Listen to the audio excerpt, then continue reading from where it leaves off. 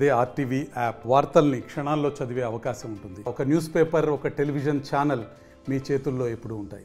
జాతీయ గ్రామీణ ఉపాధి హామీ పథకంలో పనిచేస్తున్నటువంటి ఉపాధి కూలీలకు దాదాపు 3 నెలలు అవుతున్నా ₹1 కూడా ఈరోజు పెండింగ్ బకాయిలు విడుదల చేయలేదు. గ్రామీణ ప్రాంతాల్లో మనం చూసుకుంటే వలసలు నివారించాలనే ఉద్దేశంతో ఈరోజు జాతీయ గ్రామీణ ఉపాధి హామీ పథకము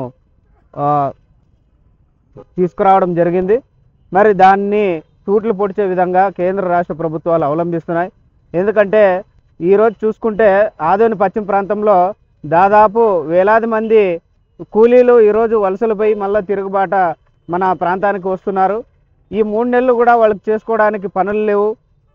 ఎక్కడైనా పని చేసుకోవాలంటే అది జాతీయ గ్రామీణ ఉపాధి హామీ పథకం మాత్రమే. కాబట్టి దాంట్లోనైనా పని చేసుకొని జీవనం గడపాలనే ఉద్దేశంతో కూలీలు ఉపాధి పనులు చేస్తే ఈరోజు మరి రాష్ట్ర ప్రభుత్వం కానీ కేంద్ర ప్రభుత్వం కానీ ₹1 కూడా ఇవ్వనటువంటి పరిస్థితి. పనులు చేస్తున్నారు, ఇంటికి తిరుగుతున్నారు తప్ప వాళ్ళకు పూట గడవలేని స్థితిలో ఈరోజు ఉపాధి కూలీలు ఉన్నారు. మరి ప్రభుత్వం ఎందుకు ఆలస్యం చేస్తుందో వాళ్ళు సమాధానం చెప్పాలి. ఈరోజు కేంద్ర ప్రభుత్వంలో కూడా పార్లమెంటుని ఈ ఉపాధి హామీ పథకంకి సంబంధించి 71 రోజులు వేతనాలు రావాలని స్తంభింపజేసినా కూడా కేంద్ర ప్రభుత్వానికి చీమ కుట్టినటువంటి పరిస్థితి నెలకొంది. అట్లాగే ఈరోజు రాష్ట్ర అసెంబ్లీ సమావేశాల్లో కూడా మాట్లాడినారు, కానీ మాటల వరకే ఉన్నాయి, కానీ మాటలు మూటలుగా మిగిలినాయి.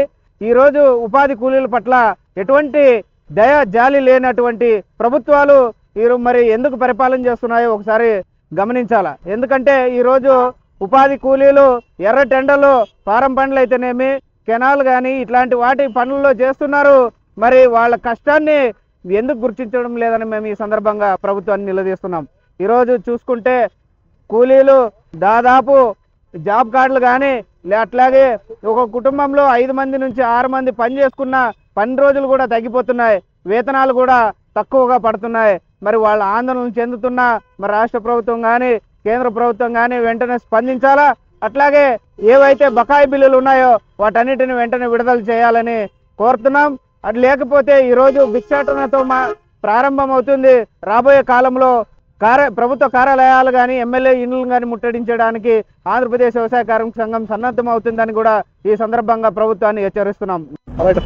ఈరోజు ఆదోని మండలంలో సుమారుగా జనవరి నెల నుండి 6,000 మంది పైగా ఉపాధి హామీ కూలీలు ఎండనక మరి గాలనక పనిచేస్తే ఈరోజు వరకు దాదాపు 80 రోజులు అవుతుంది. ఈరోజు వరకు ₹1 వేతనం కూడా ప్రభుత్వం ఇవ్వలేదు.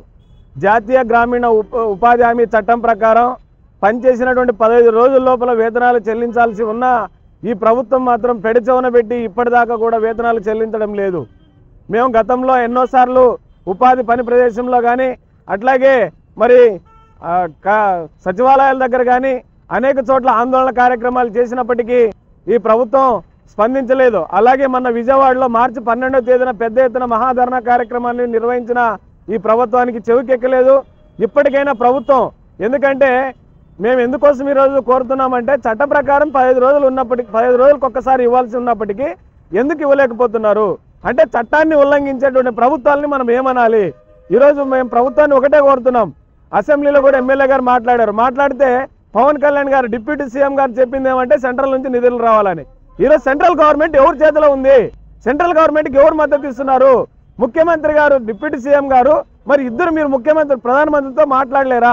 కమిషనర్ గారు 2,000 కోట్ల రూపాయలు కావాలి మా రాష్ట్రానికి అని చెప్పేసి అడిగిన సందర్భంగా ఎందుకు ప్రభుత్వం నిధులు ఇవ్వలేకపోతుంది? అందుకోసం ఈరోజు మేము ఒకటే కోరుతున్నాం, జాతీయ గ్రామీణ ఉపాధి హామీ కూలీలు వేలాది మంది, ఎందుకంటే పేదలు వీళ్ళు నోరు లేని వాళ్ళు అని చెప్పేసి ఈరోజు నెగ్లెక్ట్ చేస్తున్నారా? ఎందుకోసం ఇంత నిర్లక్ష్యం చేస్తున్నారు? మేము అదేవిధంగా ప్రభుత్వాన్ని కోరుతున్నాం. ఎందుకంటే రేపు మార్చి 28 గుడ్ ఫ్రైడే, మార్చి 30వ తేదీ ఉగాది, ఏప్రిల్ 2వ తేదీ రంజాన్. ఈరోజు 3 వర్గాలకు సంబంధించినటువంటి ప్రధాన పండుగలు. ఈరోజు ఉగాది పండుగనైతే హిందువులు దేశవ్యాప్తంగా చేసుకుంటారు, మరి అదేవిధంగా రంజాన్ దేశవ్యాప్తంగా చేసుకునే, ప్రపంచం అంతా చేసుకునే పండుగ. గుడ్ ఫ్రైడే కూడా అదేవిధంగా ప్రపంచవ్యాప్తంగా పెద్ద పండుగలు వచ్చినప్పటికీ మరి ఈ పండుగలకు కూడా ప్రభుత్వం నిధులు ఇవ్వలేకపోతే, బిల్లులు ఇవ్వలేకపోతే మేము ఎవరిని అడగాలి? అందుకోసం ఈరోజు రోడ్లపైన వచ్చి భిక్షాటన చేసే కార్యక్రమానికి ఈరోజు మేము పూనుకున్నాం. రేపు డిప్యూటీ సీఎం గారు పవన్ కళ్యాణ్ గారు ఓరోకల్కి రాబోతున్నారు ఫారం పనులు చూసేదానికి. మరి ఆయనకి ఇప్పటికైనా మేము విజ్ఞప్తి చేస్తున్నాం, మీరు నిజంగా ప్రజల పక్షాన ఉంటే ప్రజల కోసం ఉంటే ఎర్రటి ఎండలో పనిచేసినటువంటి కూలీలకు తక్షణమే డబ్బులు మంజూరు చేయాలని చెప్పేసి ఈరోజు ఆంధ్రప్రదేశ్ వ్యవసాయ కార్మిక సంఘం తరఫున ప్రభుత్వాన్ని డిమాండ్ చేస్తున్నాం. మరిన్ని వీడియోస్ కోసం ఛానల్ ని సబ్స్క్రైబ్ చేయండి, లేటెస్ట్ అప్డేట్స్ కోసం వాట్సాప్ ఛానల్ ని ఫాలో చేయండి అండ్ లింక్ డిస్క్రిప్షన్ లో ఉంది.